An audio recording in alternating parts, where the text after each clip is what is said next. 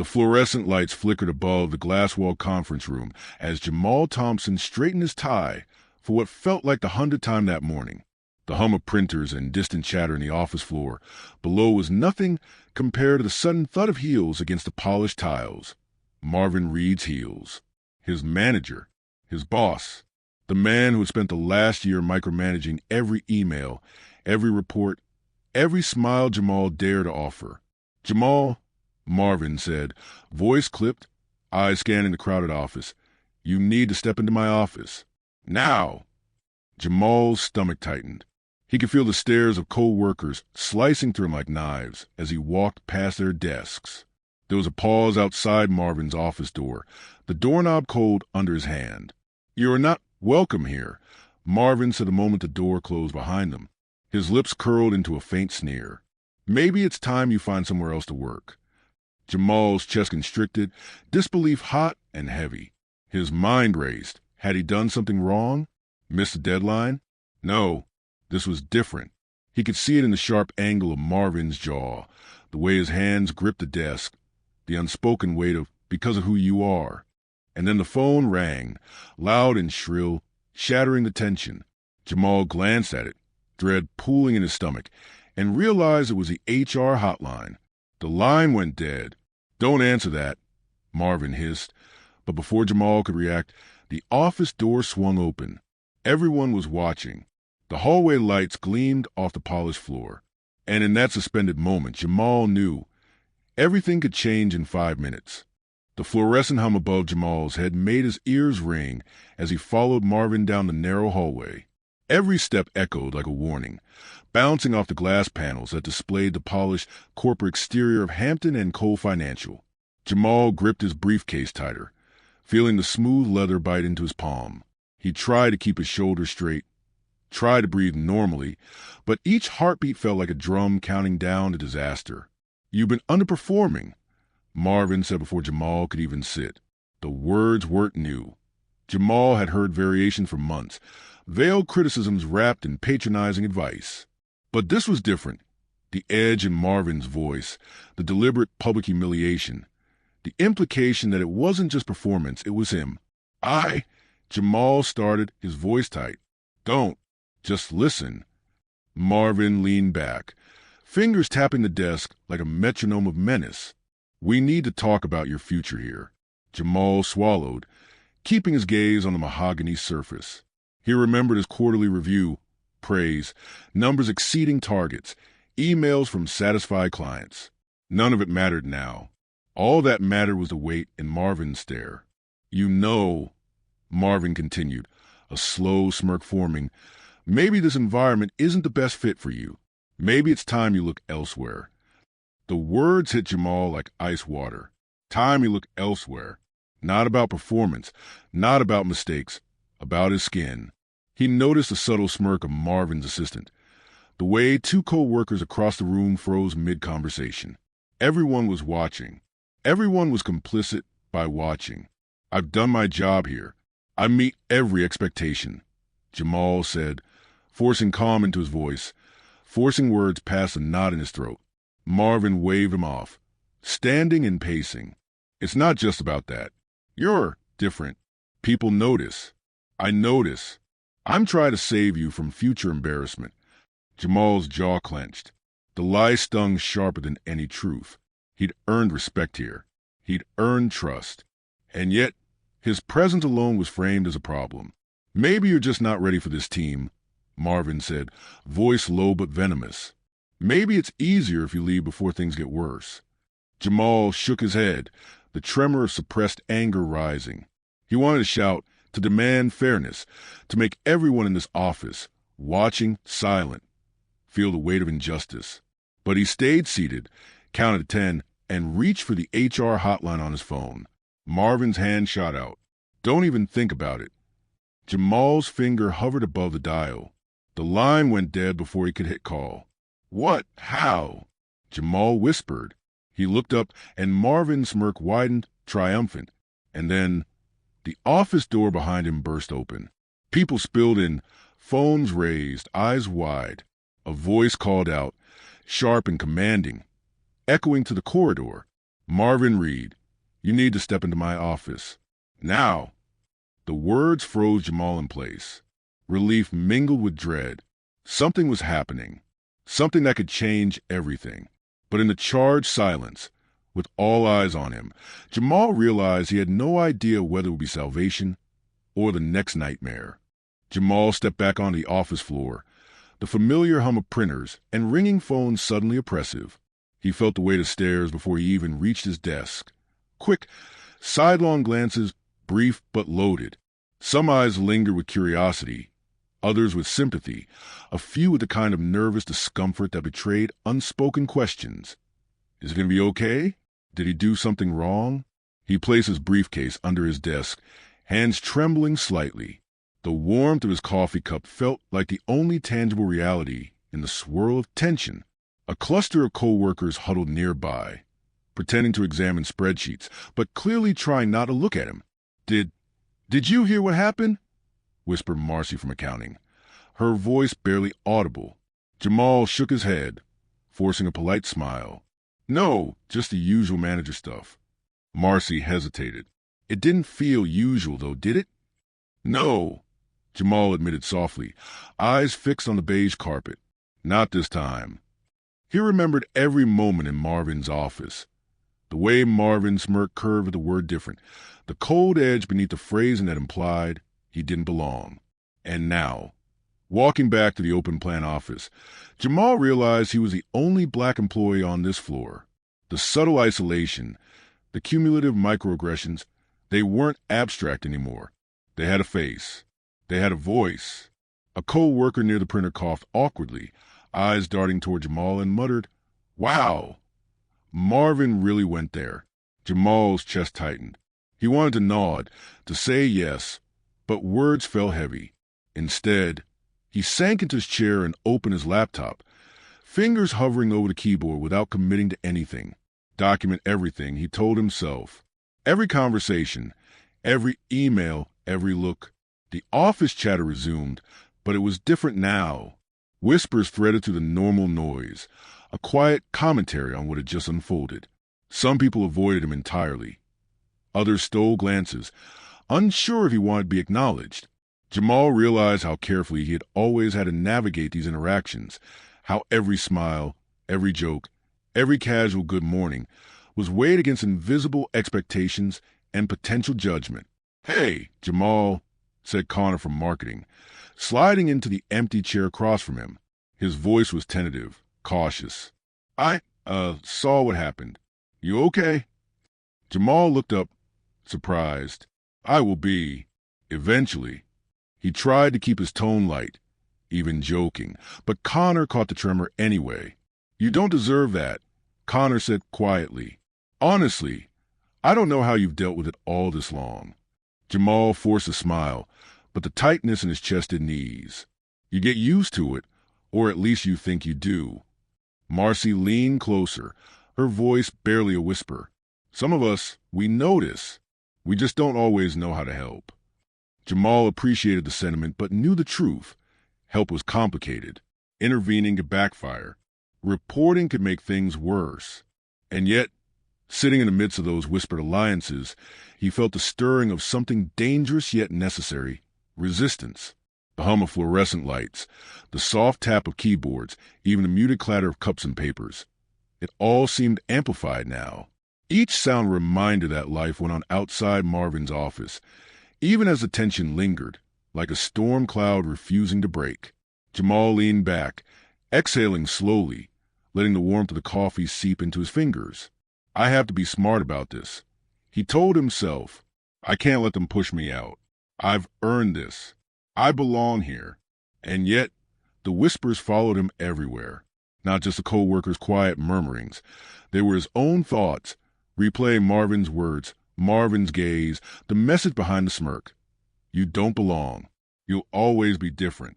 He opened a blank document and began to type. Incident log. "Today, manager attempted to intimidate and dismiss me without cause." The words felt heavy but empowering. Each sentence carved a small piece of control back into his hands. By the time Jamal glanced up, the office had returned to a semblance of normalcy. Phones rang. Keyboards clicked. Printers hummed. But the air felt charged, a fragile tension humming beneath the surface. The whispers weren't just around him. They were inside him, too, reminding him that the fight wasn't over. And deep down, he knew it would escalate. Marvin would not relent. But neither would he. The HR office smelled faintly of lavender and stale carpet. Jamal's shoes squeaked softly against the polished tile as he stepped inside, his hand tightening on the strap of his briefcase. Behind the desk, a receptionist with a forced smile typed rapidly, fingers dancing across the keyboard. "Can I help you?" she asked, voice clipped but polite. "I need to report a managerial issue," Jamal said carefully, trying to keep his voice steady. He could feel the knot in his stomach tighten. "Here we go. Here's where it gets complicated." The receptionist nodded, gesturing to a small waiting area. "Please have a seat. Someone will be with you shortly." Minutes stretched. Jamal's eyes flicked the clock to the motivational posters on the wall. Integrity is doing the right thing, even when no one is watching. The irony made him bite back a bitter laugh. He had integrity, but did the system? Finally, a woman in a tailored navy suit emerged. "Jamal Thompson?" she asked. Her tone was neutral, procedural, not warm, not particularly invested. "That's me," he said, standing. "Please, follow me," she said, leading him into a small conference room. The fluorescent lights cast sharp shadows, reflecting off the glossy table. Jamal sat, clasping his hands, while she took notes silently, occasionally glancing at it with a look that suggested she'd heard this story many times before. "Tell me what happened," she said finally, voice steady. Jamal recounted the incident, keeping his tone factual but firm. Marvin had singled him out, implied he didn't belong, and tried to intimidate him into leaving the company. He described the smirk, the words, the cold weight behind the phrase different. The HR representative nodded occasionally, writing, typing, but never breaking the wall of procedural calm. Jamal noticed her hesitation, the way she paused before certain sentences, as if measuring risk. "And this happens often?" she asked, tapping a pen. "Not often," Jamal said, "but enough that it's pattern now. And the escalation today was deliberate, public, intended to humiliate me." She nodded again. "I see." Her voice carried no judgment, no outrage, just a professional acknowledgement. Jamal realized she was following protocol, but it felt cold, impersonal. "HR has to handle these things carefully," she continued. "We can set up a formal meeting with Marvin. That's standard procedure." Jamal exhaled, trying to suppress a wave of frustration. Standard procedure. Meaning what? That Marvin might be warned? Or that nothing might happen at all? The corporate system had ways to protect itself first, employees second. "I understand," he said, voice quiet but firm. "I just need to make sure this doesn't happen again. Or worse." "Of course," she replied, still professional. "We'll schedule a meeting, review evidence, and take appropriate steps."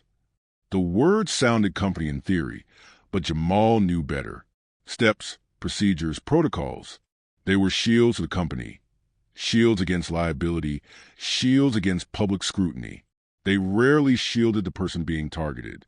He left the room, the receptionist offering a practiced smile. In the hallway, whispers of office life surrounded him again, distant but noticeable.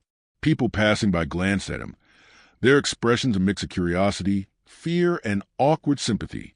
He was hyper-aware of their gaze, as if each look was a measure of his worth in this corporate ecosystem. Back at his desk, Jamal opened a blank document. HR meeting scheduled. Evidence to compile. Witness statements to request. He typed steadily, tried to reclaim some control over a situation that felt overwhelmingly stacked against him. Connor slid into the chair next to him. "How did it go?" he asked, eyes cautious. "Formal," Jamal said, voice tight. "Official. Polite. But HR's version of support is a lot like a lifeboat with holes. We're floating, but we're not guaranteed to make it to shore." Connor nodded slowly. "I get it. Just document everything. Every interaction. Every word." Jamal met his gaze. "I'm already on it. And this time, I'm not holding back." Around him, The office resumed its rhythms. Phones rang. Printers hummed. Keyboards clattered. But Jamal felt a subtle tension threading through the space, a constant reminder that the system itself could be silent or even complicit. By the end of the day, Jamal had organized his notes, recorded dates, times, and quotes. He glanced at the HR notification again. Meeting scheduled next week. Waiting. That word weighed heavily. Waiting could be worse than confrontation. It left space for manipulation, for further subtle intimidation. As Jamal packed his bag to leave, he caught a reflection in the glass panel. Marvin's office was empty, but the aura of threat lingered like smoke. Jamal squared his shoulders, determination rising alongside exhaustion. The battle wasn't over, not by a long shot, and he knew that the silence of HR, procedural, polite, neutral, was just the beginning of the real test, standing firm against power that was designed to protect itself at all costs. The HR office smelled faintly of lavender and stale carpet. Jamal's shoes squeaked softly against the polished tile as he stepped inside, his hand tightening on the strap of his briefcase. Behind the desk, a receptionist with a forced smile typed rapidly, fingers dancing across the keyboard. "Can I help you?" she asked, voice clipped but polite. "I need to report a managerial issue," Jamal said carefully, trying to keep his voice steady. He could feel the knot in his stomach tighten. "Here we go. Here's where it gets complicated." The receptionist nodded, gesturing to a small waiting area. "Please have a seat. Someone will be with you shortly." Minutes stretched. Jamal's eyes flicked the clock to the motivational posters on the wall. Integrity is doing the right thing, even when no one is watching.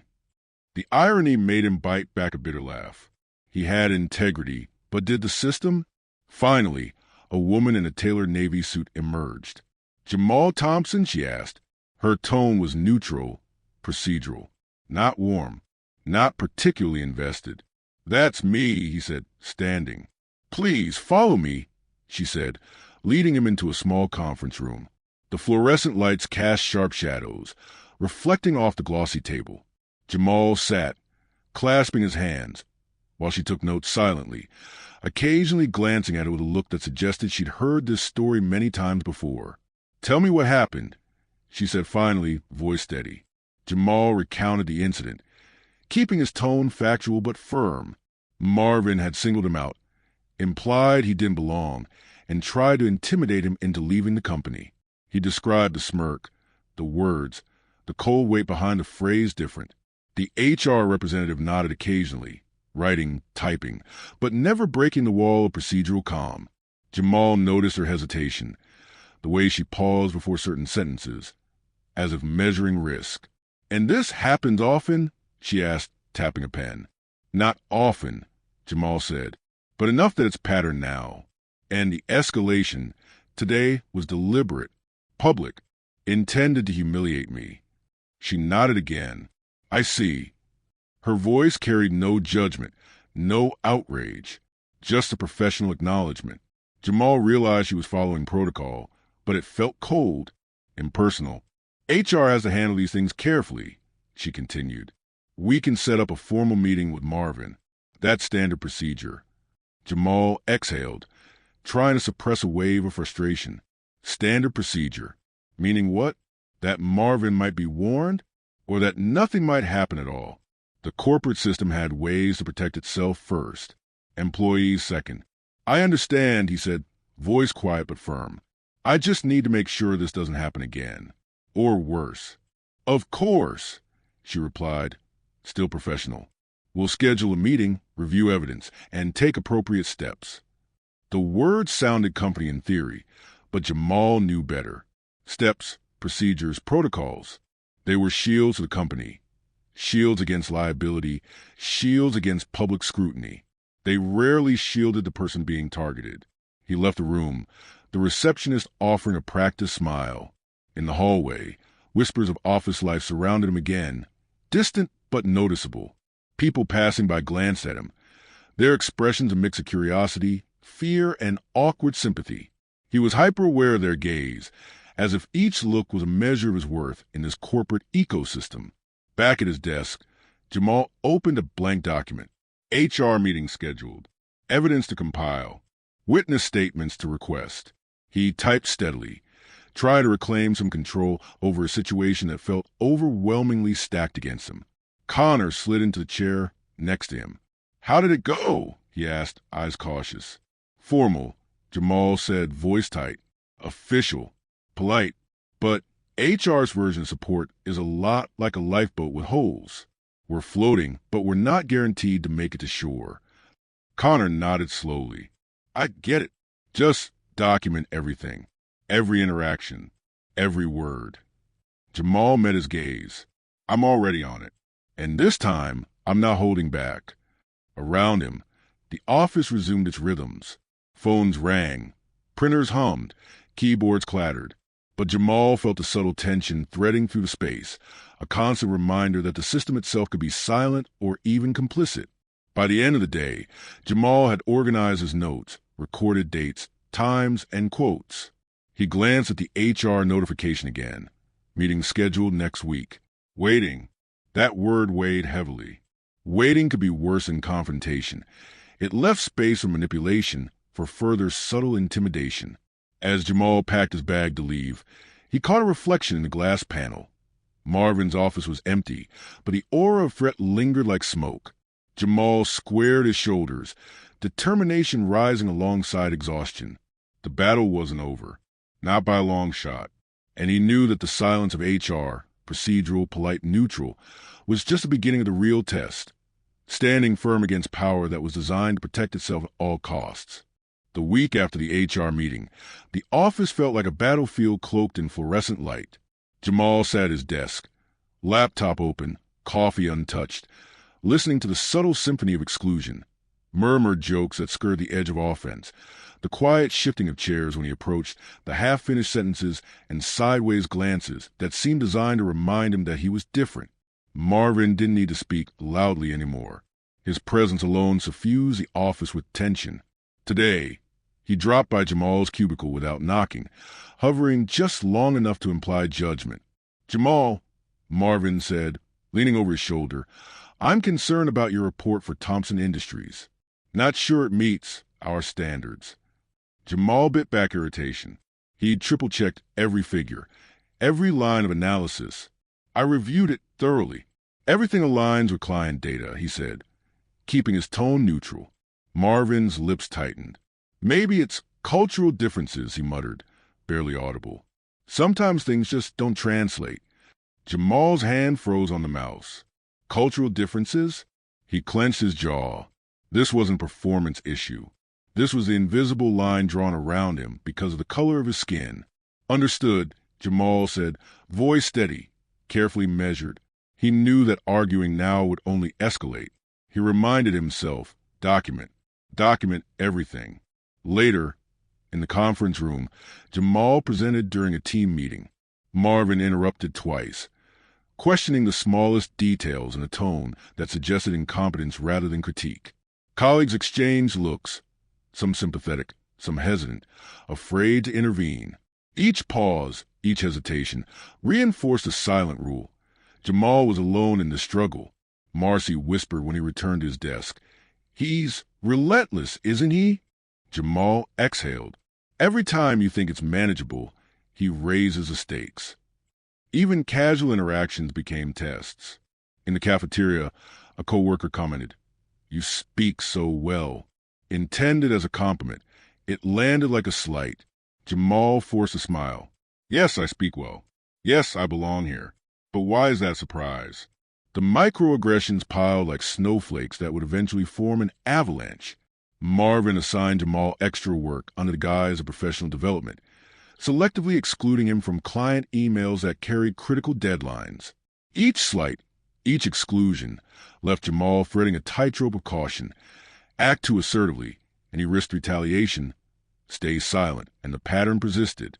One afternoon, Jamal overheard Marvin on the phone. "I just don't know if Jamal fits the team culture. He's a little different," Marvin said, words dripping with thinly veiled prejudice. Jamal's chest tightened, rage and disbelief coiling together. He pulled out his phone, recording discreetly. Evidence. Every word, every tone, every subtle attack mattered now. Connor slid into his chair again, lowering his voice. You can't let this eat you alive, Jamal. But this is systemic. Document everything. Get witnesses. Keep proof. Jamal nodded, appreciating the support, but feeling the isolation too. It wasn't just Marvin. It was the culture he perpetuated, the silent complicity, the small injustices that accumulated daily. He realized he'd been managing them instinctively for months, maybe years, filtering every action, every word, every smile. By the end of the day, Jamal's screen was filled with bullet points. Emails, dates, times, quotes, interruptions, exclusions. Each item a puzzle piece of harassment. Each piece a reminder that this fight was as much about the system as it was about the man. He leaned back, rubbing his temples. The office was quiet now, only the hum of HVAC and the distant chatter in the break room. The fluorescent lights flickered once briefly before steadying. Jamal closed his eyes for a moment. He thought about all the times he had laughed at microaggressions, brushed off snide remarks, ignored subtle slights. The weight of endurance pressed down hard, and he realized something fundamental. Endurance alone wouldn't be enough. He had to resist. Not with anger, not recklessly, but strategically, methodically. He had to make the abuse visible, because left unchecked, it would continue.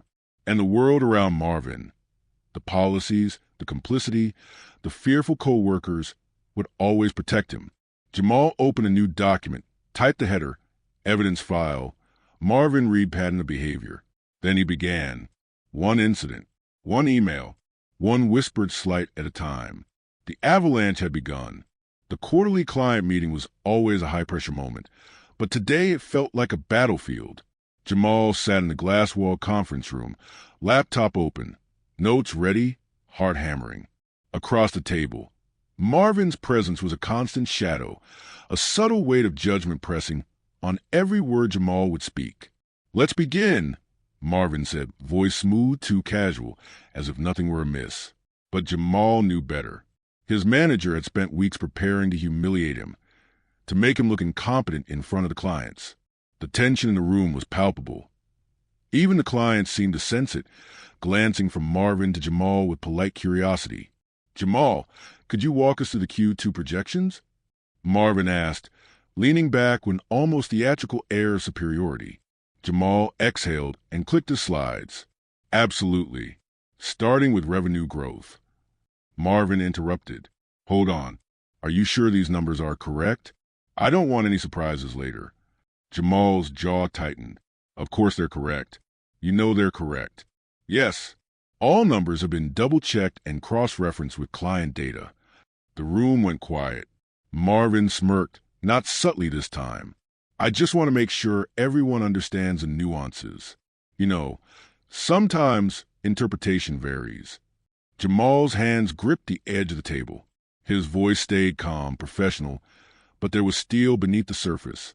"I provided detailed notes for each projection. Any questions can be addressed after presentation." One of the clients spoke up. "Everything looks thorough, Jamal." "Thank you." Marvin's expression tightened imperceptibly, but he quickly masked it with a nod. The tension only escalated when Marvin leaned over Jamal's shoulder mid-presentation, whispering something that sounded like, "You're walking a fine line here." Jamal ignored it, focusing on the slides, the data, the steady rhythm of his voice. After the meeting, Jamal returned to his desk, heart still pounding. He knew Marvin's strategy. Push him to snap, make a mistake, then frame it as incompetence. Every interaction, every whispered slight, every interruption, an orchestration designed to intimidate. Connor appeared beside him, eyes worried. "Are you okay? You handled that brilliantly, by the way." Jamal nodded slowly. "Thanks. But this isn't the end. It's just an escalation. He's testing boundaries." Later, Marvin summoned him again, this time in his office. Doors shut, tone sharp. That display in front of the clients, reckless. "You need to understand your position here. One more misstep, and—" "I understand my position," Jamal interrupted, voice low but firm. "And I understand my rights. You're creating problems where none exist. My work is verifiable. My performance speaks for itself." Marvin's jaw clenched. "Careful, Jamal. Don't let emotions cloud your judgment. You wouldn't want to make this personal. Jamal's chest tightened, anger and fear warring. He wanted to respond with the full force of his frustration, to expose Marvin's racism right there. But he restrained himself, nodding instead. Document. Strategize. Control the narrative.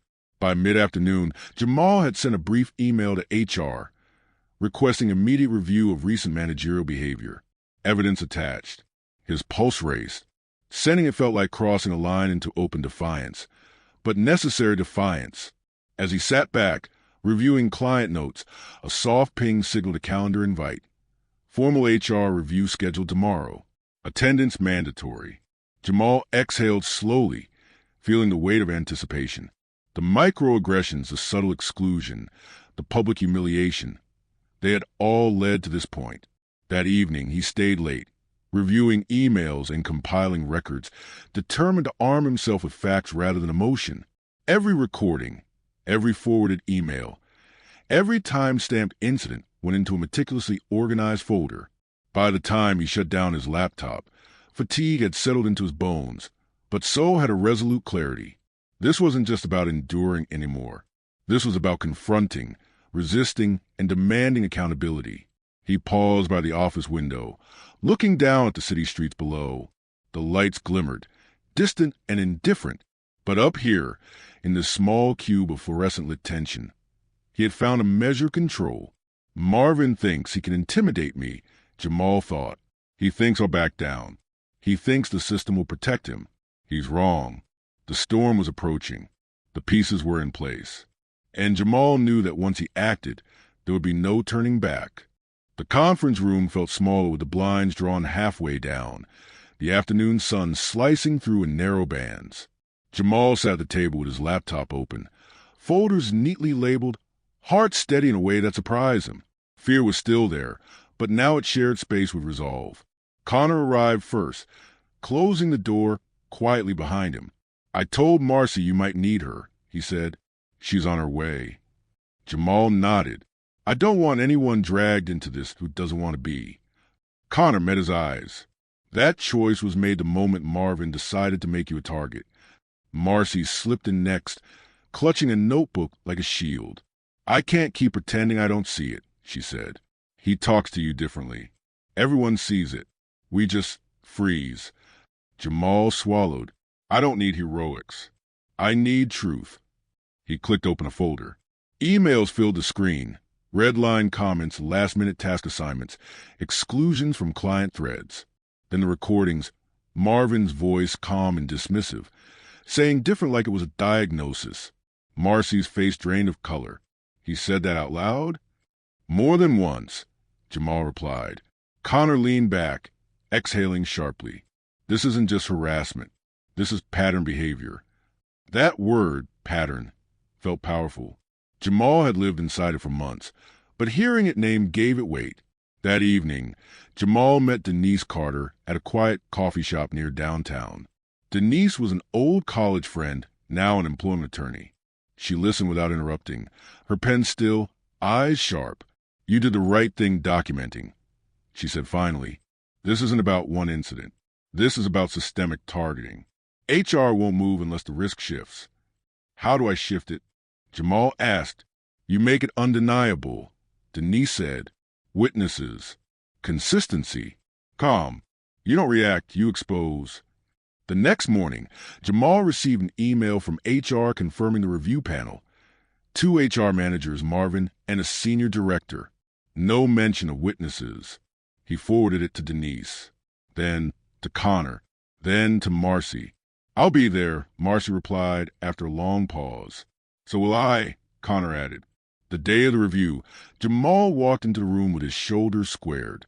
Marvin was already there, relaxed, confident, smiling like a man who believed the system belonged to him.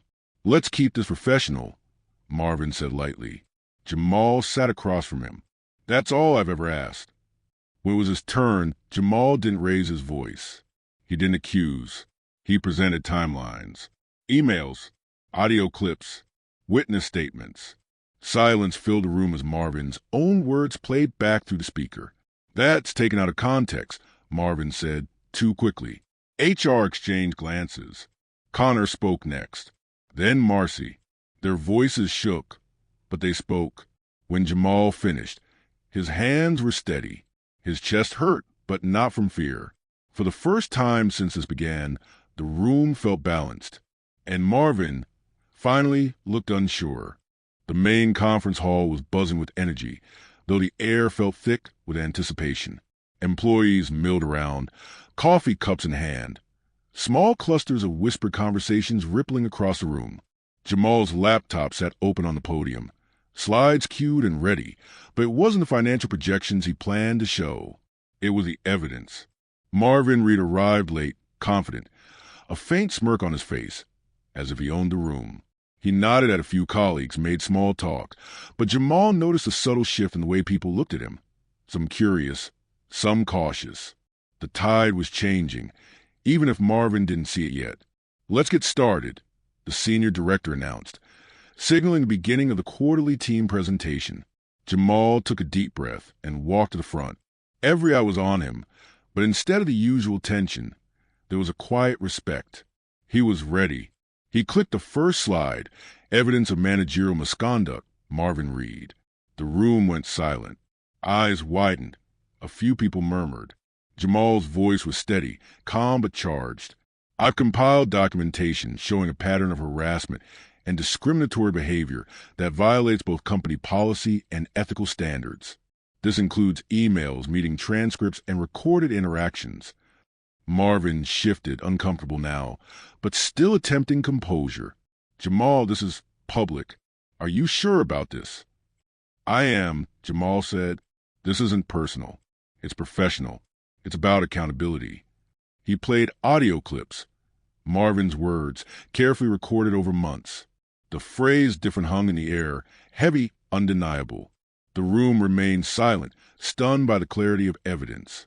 Then Jamal displayed screenshots of emails, instances where Marvin excluded him from client communications, assigned tasks without deadlines, and questioned his competence unfairly. Each slide told a story of subtle but systemic racism and abuse of power. A murmur rippled through the audience. Colleagues who had been silent before now whispered to one another, nodding in recognition. People who had doubted Jamal could no longer claim ignorance. Marvin's confidence wavered. His smirk had disappeared.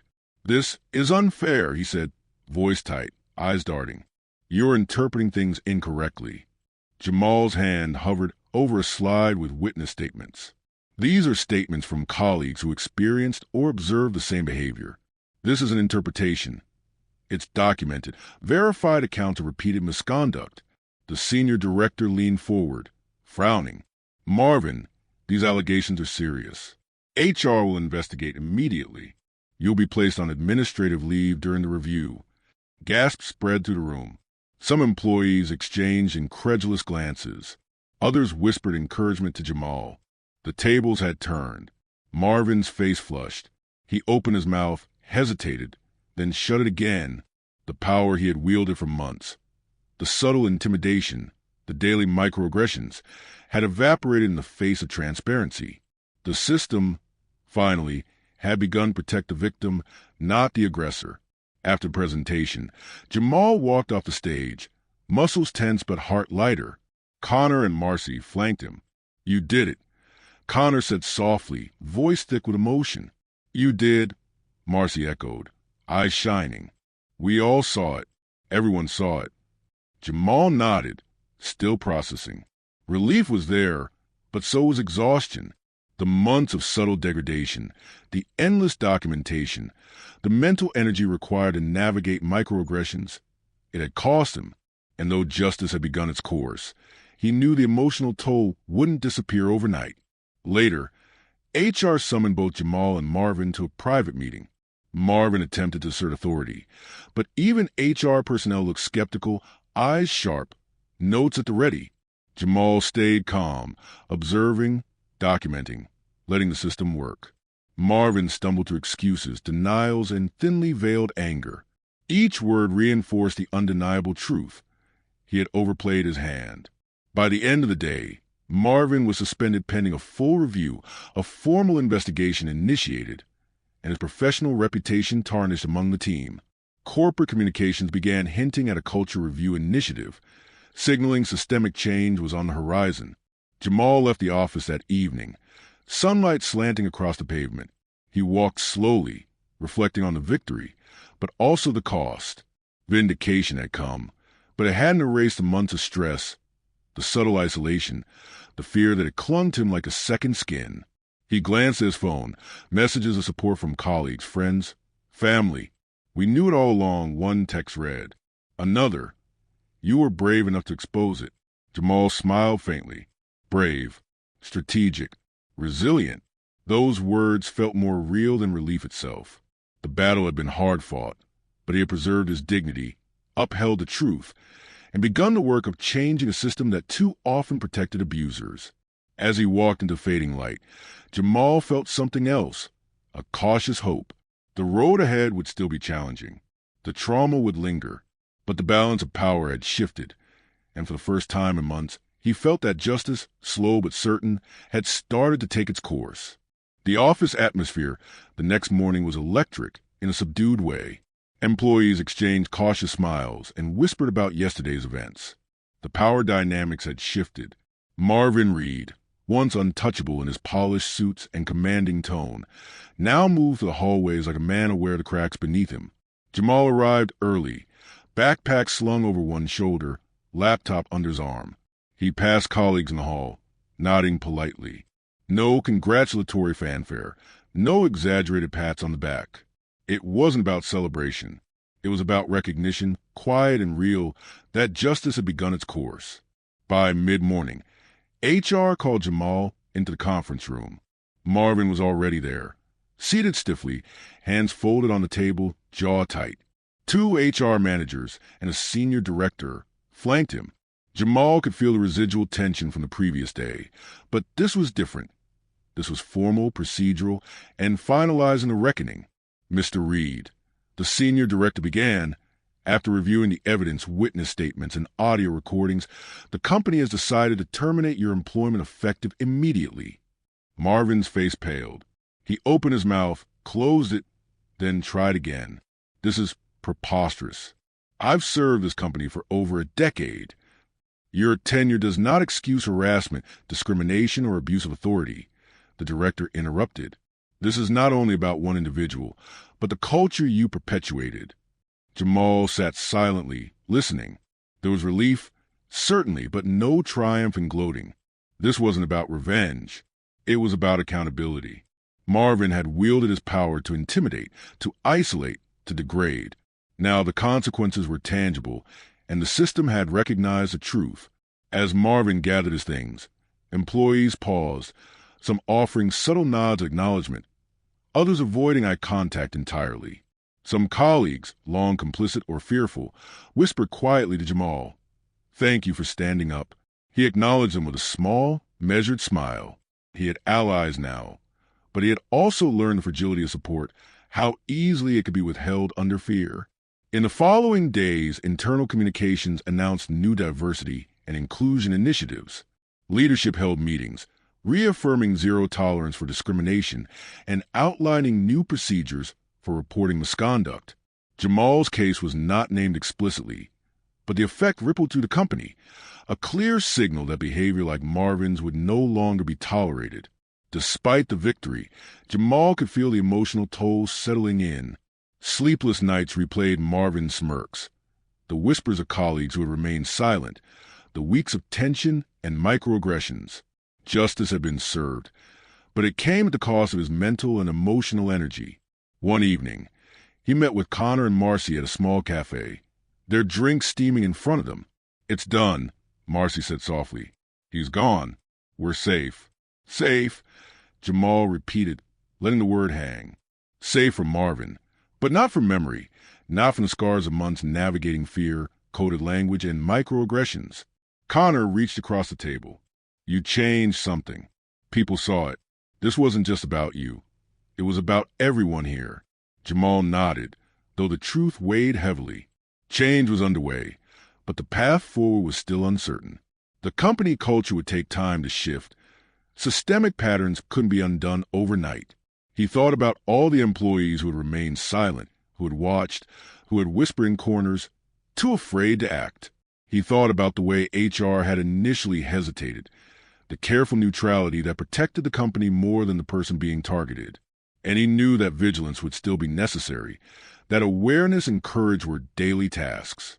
Yet there was also hope. Policies were being rewritten, procedures clarified, and discussions about equity were no longer theoretical. Jamal could see the beginnings of structural change, a recognition that fairness required more than words. It required accountability, action, and consistent enforcement. That night, walking home under the streetlights, Jamal allowed himself a small moment of reflection. He thought about the journey, the initial confrontation, the whispers on the floor, the HR silence, the accumulation of microaggressions, and finally the public exposure that had led to consequence. Each step had been painstaking, deliberate, and exhausting, but necessary. Justice had a cost, and Jamal paid it in emotional labor, sleepless nights, and the constant weight of vigilance. But the outcome was undeniable. Marvin Reed was no longer a threat, and the company had begun to reckon with the reality of systemic bias. And in that, there was a measure of peace. Not complete peace. Not yet, but the kind that comes from standing firm, documenting truth, and refusing to be silenced. Jamal looked up at the night sky, city lights reflecting in his eyes. He knew the battle against discrimination was ongoing, that there would be other Marvins, other moments of injustice. But he had learned that courage, strategy, and resilience could create tangible change. And that knowledge, hard-won, earned, was something no one could ever take away. The weeks after Marvin's termination were quiet in the office, but the silence felt different now, lighter, tinged with relief. Jamal arrived each morning with a sense of calm he hadn't known in months. The tension that had clung to every corner of Hampton and Cole had begun to dissipate, replaced by tentative conversations, cautious smiles, and the faint hum of hope. Even so, the scars of the ordeal lingered. Jamal noticed them in small ways. The quick flinch when someone raised their voice unexpectedly, the subtle vigilance in meetings, the mental checklist of interactions that reminded him how fragile safety could be. Emotional wounds didn't heal in a day. They layered over time, leaving memory and instinct as their witnesses. Connor caught up with him over coffee one morning. "How are you holding up?" he asked, watching Jamal stir his cup absent-mindedly. "I'm better," Jamal admitted. "Relieved, definitely, but also exhausted. It's strange, freedom, but also the weight of what happened. You don't just forget months of intimidation and microaggressions." Connor nodded. "I get that, but you changed things here. You made people accountable, forced the system to act. That takes strength." Marcy joined them, a notebook tucked under her arm. "And you weren't alone, Jamal. We were all witnesses, all allies, but you led the charge." Jamal smiled faintly, grateful yet humble. "I had to. It wasn't just about me surviving. It was about standing up to patterns of abuse that could have gone unchecked for years." Over the next few weeks, Jamal dedicated himself to restoring a sense of balance in his life. He reconnected with family and friends, sharing the story not as a boast, but as a cautionary tale about resilience and vigilance. Therapy sessions helped him process the emotional toll, giving words to frustration, anger, and exhaustion that had accumulated over months. One evening, he reflected on the journey from the first confrontation to public exposure and eventual justice. The microaggressions, the whispers on the floor, the strategic documentation, the HR reviews, they all formed a path that had been painfully deliberate but ultimately effective. And while Marvin had faced consequences, Jamal recognized that accountability came with collateral costs. The mental energy spent, the constant stress, the awareness that such battles could recur. In conversations with colleagues, Jamal noticed a subtle shift. Discussions about equity and inclusion were no longer performative. They carried weight. Junior employees, once hesitant to speak up, approached him with questions, seeking guidance. Jamal realized that his courage had created space for others to navigate similar challenges with more confidence. At home, he sat by the window in the early evening, city lights stretching endlessly beyond the glass. He allowed himself a rare moment of introspection. The fear that had shadowed him for months, the anxiety, the dread, the subtle tension was easing, but it had not disappeared. Healing, he understood, was ongoing.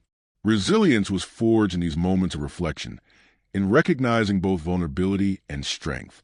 He thought about systemic injustice, the countless unseen Marvins, the workplaces that still sheltered subtle biases behind policy and procedure. And he thought about his own role, not just as a survivor, but as an active participant in change. Courage was not reckless. It was calculated, deliberate, sustained.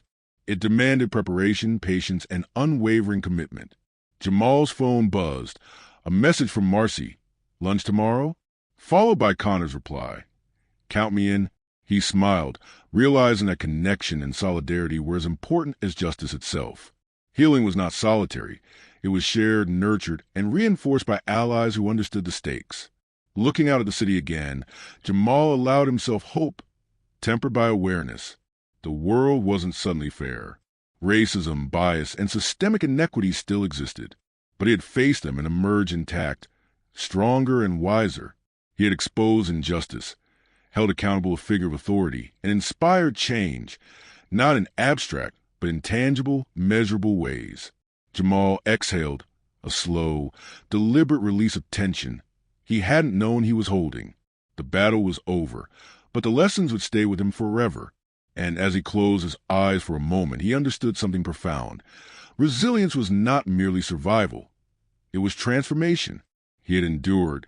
He had resisted. He had prevailed. And now, finally, he could begin to heal.